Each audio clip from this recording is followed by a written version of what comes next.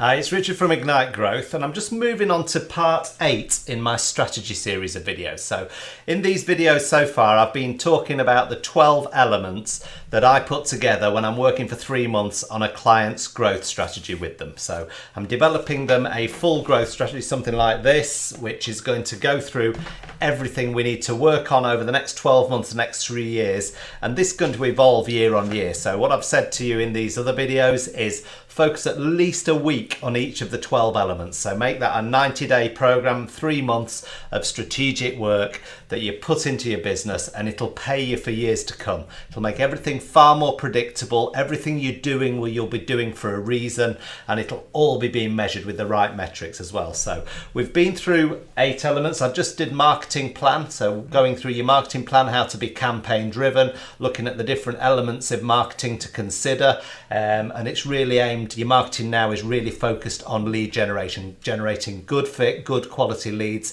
and attracting the right people into your ecosystem. Then your sales team are picking that up, and they're going to be then looking at the customer acquisition elements, so moving people through your sales process to convert them into clients and revenue. Now, as all of this, and as your business grows, and as all of this takes effect, there's going to be one key thing that you're going to need to do, and that's get more people. Get more people into your business, more talent, get your recruitment process going, and get those key people. Now, I cover this in my book because I think getting to 7 figures and beyond 7 figures, that lifestyle business, you're going to have 10 to 12 people in your business by the time you get there. And my focus is to make sure each of those people is an A player. So you want highly talented people. You want a high performance culture that you're building, a real high performing team, because that's going to, one, release you as the business owner far more from the business. You know that people will be doing each of those roles far better than you ever could. So that's going to release you. You can then keep your focus on the high level, highly targeted strategic work, not the low level work, which is often delivery and admin, things like that. So again, talent and recruitment, start thinking through those key people you're going to need. And I think in the first few days or the first few years of your business, the key people you need to get on board are business development and salespeople, getting good core business development and salespeople. And I say the first salesperson or business development person you bring on board to start acting on the leads that you're generating through your marketing activity needs to be of the caliber that they can become your sales manager in the future, and then you can build people under them, maybe 2 or 3 more salespeople and business development people underneath that first person. But that's the person you need first of all. Business development, I would say, is my key person that I want in place, and they want to be an A player. They don't want to be a B or C. You want to really get a good quality person, because they're going to replace and free your time from the sales element, and you're going to be able to then focus on the other areas of the business.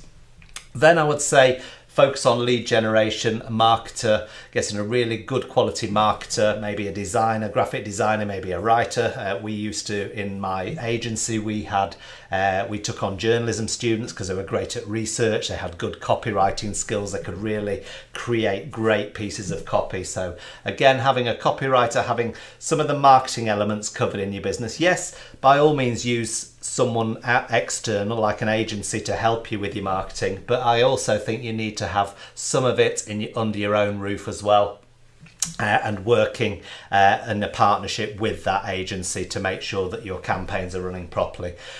So marketers, you've got your leads and sales covered. That's really your machine at the heart of the business. All your growth is going to be generated by lead generation and customer acquisition, all of that working well. And then you want to start thinking further afield around your finance. So again, do you have a finance person on board? Do you have a full-time accountant? Do you have an FD that you bring on board? Again, can you have someone, there's a lot out there that'll work. You can have a fully fledged FD working 1 day a week for you. So again, having that financial insight onto your business is really key. And then start looking at people like technology, IT, some of the system support you're going to need. You're going to have someone running the CRM, some of your data people. A lot of that is going to be key.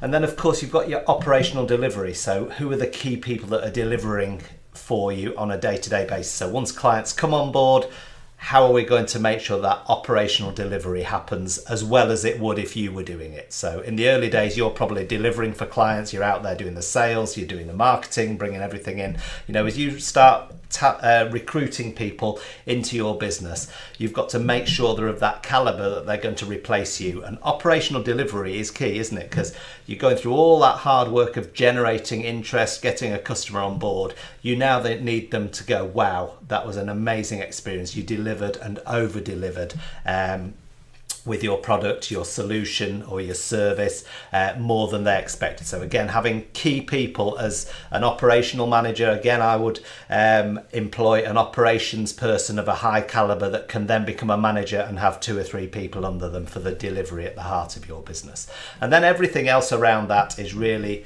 up to how your business grows and the key areas that you feel you need sort of support on, admin, things like that. So again, but map out those 10 to 12 people in your business as you grow, and then put some key milestones that you're going to hit in as part of your strategy and say, this is when I'm going to need another person at operations level. This is when I need my second salesperson or business development person on board. Okay, and that'll really set you for the next 2 or 3 years. You'll know exactly when you're going to recruit and what milestones you're going to hit. So you're not going to have any of this worry of taking someone on before you really need them, or stretching yourself too much because you haven't taken someone on and trained them, got them to the level that you need them to be at. But again, my key takeaway from this video is focus on getting A players. Do not just fill seats, because it's very tempting just to take someone on to fill a seat. But again, if they're a lower level and they're not quite up to what you need in your business, then you're going to spend far more time hand-holding, checking their work, things like that. You're never going to fully release, and that's what you need to do, is have someone in that seat or that position or that role that you're recruiting for who's going to do it better than you would, because that's their whole job all day long. That's all they're doing, and they're going to really use your processes, yes, your procedures and processes you've put in place, train them to a level, but say, this is now yours. I want you to be accountable for this role within the business and improve it, improve this position, and tell us when you need more support and more help. So that's the type of player, A player, that you want. That's the type of highly talented, high-performing individual you're looking for every one of those positions once you've mapped them out. All right, so hopefully that was useful. Think that through. Again, spend around a week with this.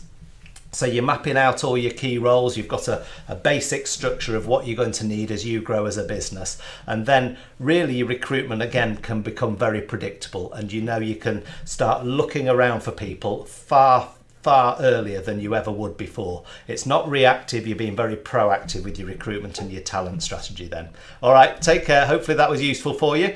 If you haven't yet subscribed to the channel, make sure you click the icon just down here, and also tap on that bell icon as well, so that you are getting notifications of all the new videos that I'm uploading. All right, take care, and I'll talk to you soon. Bye.